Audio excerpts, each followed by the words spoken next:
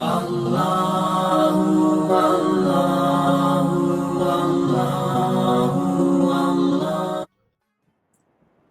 النبي صلى الله عليه وسلم تسحروا فإن في السحور بركة أو كما قال عليه الصلاة والسلام۔ میں آج کے ٹاپک پہ روشنی ڈالنے سے پہلے مبارکباد دینا چاہوں گا اور خوشخبری سنانا چاہوں گا۔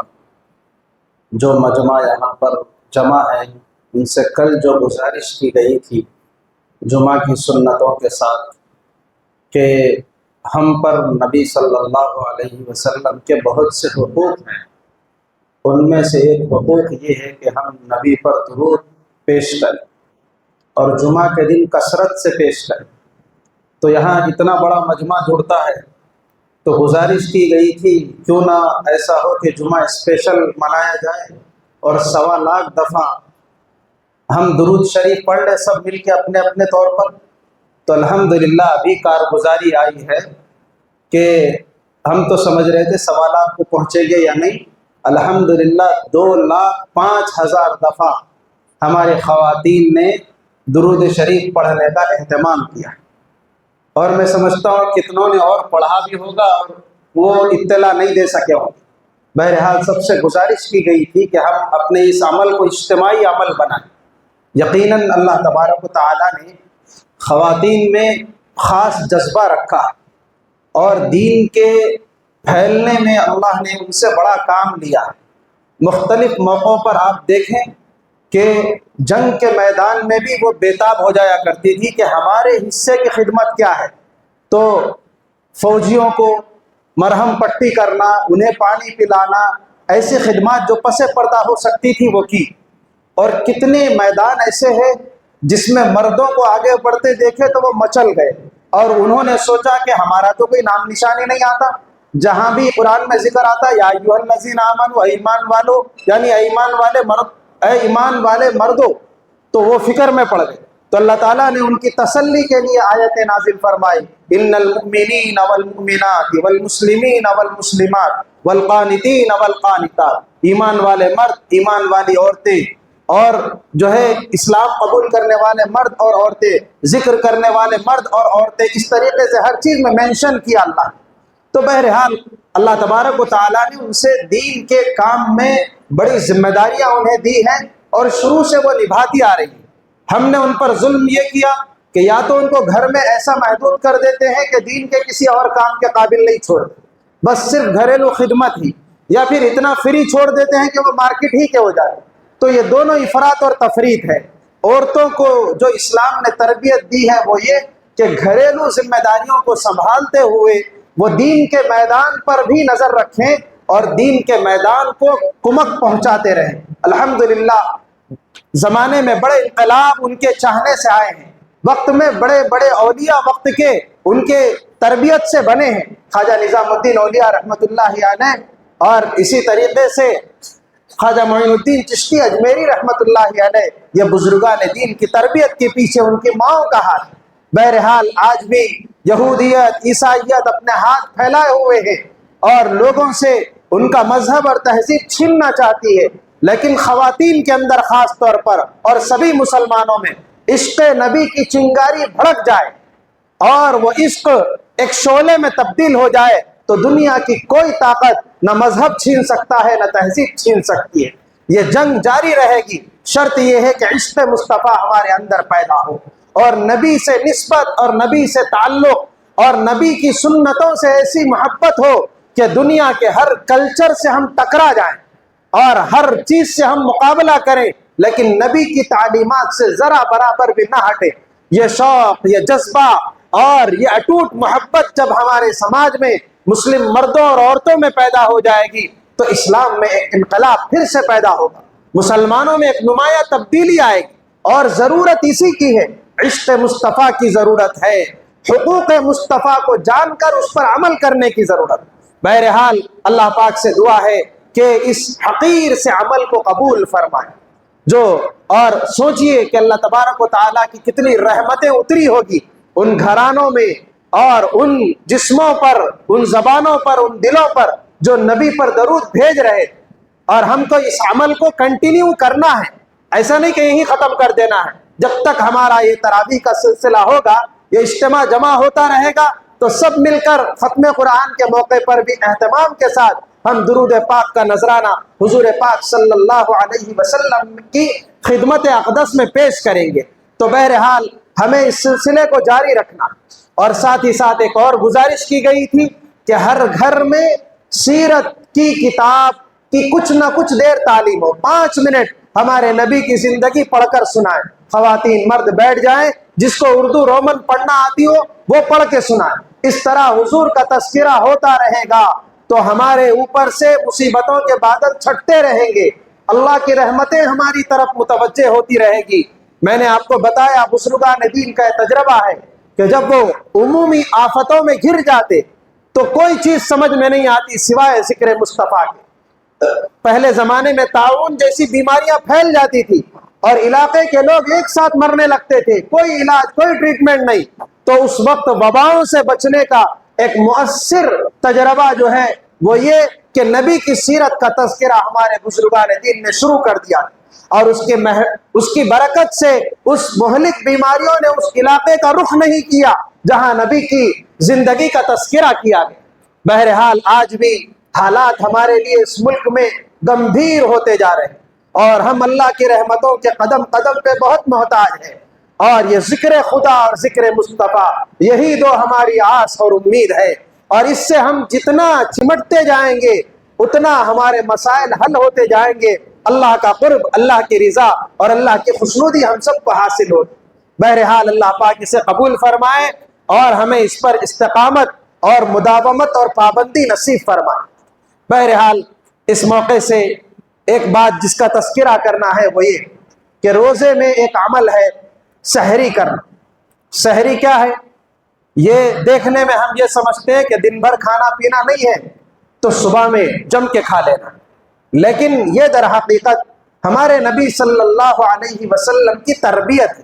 آپ نے فرمایا تسحروا، سحری کیا کرو، اور سحری کرنے میں بڑی برکت ہے، اس سے دن کا روزہ رکھنے میں تو مدد ملتی ہی ہے۔ ایک اور جگہ پر آپ نے یہ ارشاد فرمایا کہ سحری کرنا یہ ہمارے اور یہودیوں کے روزے کے درمیان فرق پیدا کرتا ہے، یعنی روزہ یہودی بھی رکھتے ہیں، اور آج بھی ویٹ لاس کرنے کے لیے غیر مسلم بھی فاسٹنگ کا اہتمام کرتے، ہفتے میں، مہینے میں وہ پکی ہوئی چیزیں نہیں کھاتے، وہ صرف جو ہے سلاد جیسے چیزوں کو استعمال کرتے ہیں، رکھتے وہ بھی ہیں۔ تو مشرکوں کا بھی روزہ ہے، یہودیوں کا بھی روزہ ہے، عیسائیوں کا بھی روزہ ہے، لیکن حضور نے فرمایا کہ ہمارے اور غیر مسلموں کے روزے کے درمیان فرق وہ سحری کھانے سے۔ اللہ اکبر! دیکھیے حضور کیسے اپنی امت کی تربیت فرما رہے ہیں کہ میری امت چاہے وہ عبادت انجام دے رہی ہو، چاہے وہ خوشیاں منا رہی ہو، چاہے وہ غمی، بلکہ وہ اپنے جنازوں کو قبر کے حوالے کر رہی ہو، تو اس وقت بھی مردے کو، میت کو قبر میں رکھنے والوں کی زبان پر جو کلمے سکھائے گئے ہیں وہ یہی ہے، بسم اللہ وعلی ملت رسول اللہ، ہم اللہ کے نام سے اور نبی کے ملت پر اس جنازے کو مٹی میں دفناتے ہیں۔ تو ہمارا جنازہ بھی نبی کے طریقے سے ہٹا ہوا نہیں ہونا چاہیے، ہماری سحریاں بھی نہیں ہونا چاہیے۔ لیکن افسوس کی بات ہے آج ہمارے گھروں میں عیسائیوں کے طریقے، یہودیوں کے طریقے اور راجپوتوں کے طریقے دندنا رہے ہیں، اور اسی سے ہم اپنے گھروں کو جگمگائے ہوئے ہیں، مرس رہے، خوش ہو رہی۔ کیا کر رہی؟ کس کا طریقہ ہے؟ اس طرف کوئی توجہ ہی نہیں ہے۔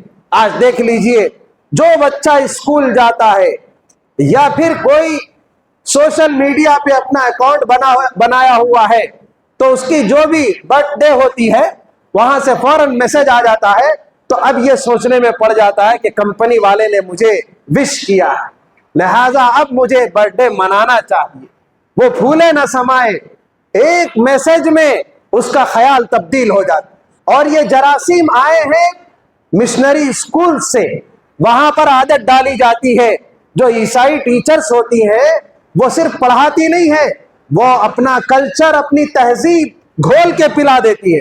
تو جو غریب گھرانے کے بچے اپنا برتھ ڈے نہیں مناتے، وہ چاکلیٹ کا ڈبہ لے کے آتی ہے، ان کو ملتا ہے فنڈ مشنریوں کی طرف سے، تو وہ کیا کرتے ہیں، سارے بچوں میں آج عبدل کی طرف سے سب کی برتھ ڈے ہے۔ تو ایک مرتبہ تو بچہ خوشی خوشی کھاتا ہے اور کچھ چاکلیٹ گھر میں لے کے آتا ہے، اور اس کے جراثیم اس کے دل دماغ میں ایسے بیٹھ جاتے ہیں، اب اگلے سال وہ خود تیاری کر کے جاتا ہے، اور اس کے بعد اس کی ماں، اس کا باپ اور اس کے رشتہ دار بڑے خوشی سے وہ پروگرام مناتے ہیں۔ تو یہ ہے کہاں سے آیا یہ طریقہ؟ یہ عیسائیوں سے ہے۔ اچھے خاصے مسلم گھرانوں میں بھی جو ہے ماں باپ دادا دادی سب مل کے برتھ ڈے منا رہے ہیں، اور یہ نہیں سوچ رہے ہیں کہ نبی نے ہمیں جس طریقے سے بچایا، ہم اندھے بن کے اوندھے منہ اس گڑھے میں گر رہے ہیں۔ ارے روزانہ سورہ فاتحہ پڑھتے ہیں، ہر نماز میں، نماز کی ہر رکعت میں کیا کرتے ہیں، اس میں اللہ سے بھیک مانگتے ہیں، اہدنا الصراط المستقیم، اللہ سیدھے راستے پر چلائیے۔ اور پھر کیا کہتے ہیں، کس کے راستے پر؟ ان لوگوں کے راستے پر جس پر آپ کی مہربانی ہوئی، یعنی نبیوں کے راستے پر، ولیوں کے راستے پر، شہداء کے راستے پر، صدیقین کے راستے پر۔ یہ تو پوزیٹیو انداز میں دعا ہوئی، اور نیگیٹو انداز میں کیا دعا ہے؟ غیر المغضوب علیہم ولا الضالین، اللہ ان کے راستے پہ مت چلائیے جن پہ آپ کا غصہ اترا ہوا ہے، یعنی اس سے مراد کرسچنز ہے۔ الضالین وہ جو بھٹکے ہوئے ہیں، اس سے مراد یہودی ہیں۔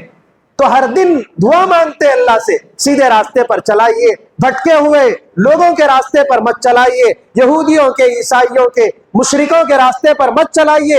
یہ بہت ضروری ہے ہر مسلمان کے دین ایمان کی حفاظت کے لیے، ایمان کی ترقی کے لیے، اسی لیے یہ دعا مست کر دی گئی ہے۔ مگر ادھر دعا مانگتے ہیں ایک ہے، اور ادھر حرکتیں کرتے دوسرے ہیں، کہ اب شادی طے ہو جائے کسی گھر میں تو پھر دیکھیے جناب کہ وہاں پر جتنے دولہے والے ہیں سب ایک ساتھ کپڑے پہنیں گے، کیا کریں گے؟ راجپوتانہ پگڑی باندھیں گے۔ ارے کس کا طریقہ ہے؟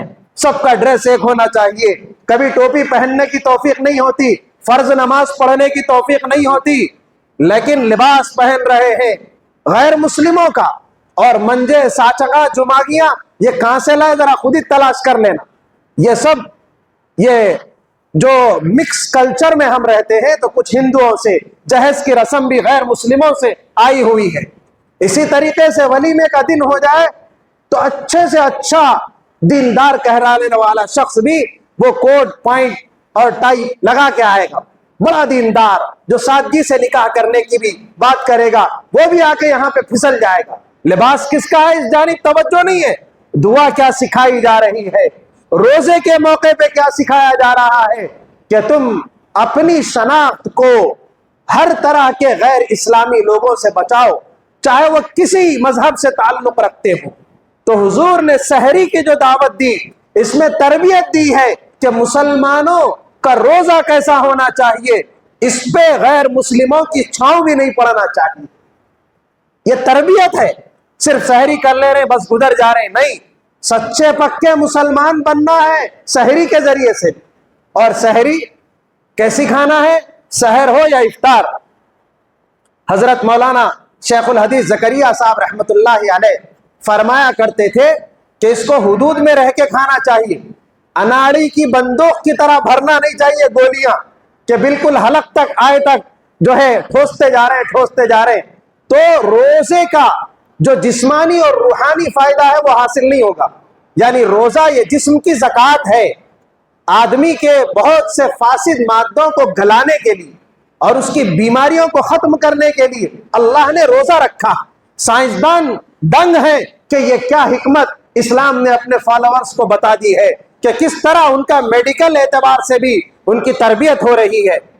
ہم تو وہ سب سوچتے ہی نہیں، لیکن اس میں جسم کی تربیت بھی ہے اور اس میں روح کی تربیت بھی ہے۔ شرط یہ ہے کہ کھانا اعتدال کے ساتھ کھایا جائے۔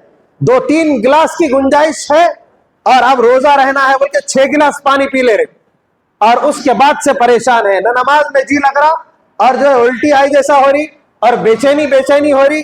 اب ضرورت سے زیادہ اس میں بھر دیں گے تو کیا حال ہوئیں گا، اوور لوڈیڈ ہو جائے گی گاڑی، تو پھر پریشانیاں ہوتی رہیں گی۔ اور ایسے ہی افطار کے موقع پر بھی حد کراس نہیں کرنا ہے، اپنے لمٹ میں رہ کر کے غذا استعمال کریں گے نفع ہوگا۔ بہرحال اس کی بے شمار حکمتیں اور مصلحتیں ہیں۔ تو سحری کھانا یہ سنت ہے، اور اس میں امت محمدیہ کی تربیت ہے، وہ کسی اور لوگوں کے طریقے کی طرف دے کر پھسل نہیں جانا ہے، اور سحری کے اوقات میں بھی لحاظ رکھنا ہے۔ ابھی یہاں کی اذانیں ہوئی، ابھی وہاں کی اذانیں ہوئی، ابھی اندھیرا دکھ رہا، یہ سب باتیں چلنے والے نہیں ہیں۔ وقت ختم ہو گیا، 1 منٹ کا سمجھوتا نہیں، اس کے بعد جس نے کھا لیا پی لیا تو اس کا روزہ ہی اسٹارٹ نہیں ہوا، یہ ذہن میں رکھ لیجیے۔ اور جس دن وقت کے معاملے میں گڑبڑ ہو گئی، سیدھا سیدھا بعد میں ایک روزہ قضا کرنا پڑے گا۔ اس لیے وقت کے اندر سحری کرے اور اس کا بھرپور لحاظ رکھے۔ اللہ پاک سے دعا ہے کہ اللہ پاک ہم تمام کو ان حقائق کو سمجھنے کی توفیق عطا فرمائے، کتاب و سنت کی روشنی میں زندگی گزارنے کی توفیق نصیب فرمائے۔ وآخر دعوانا ان الحمد للہ رب العالمین۔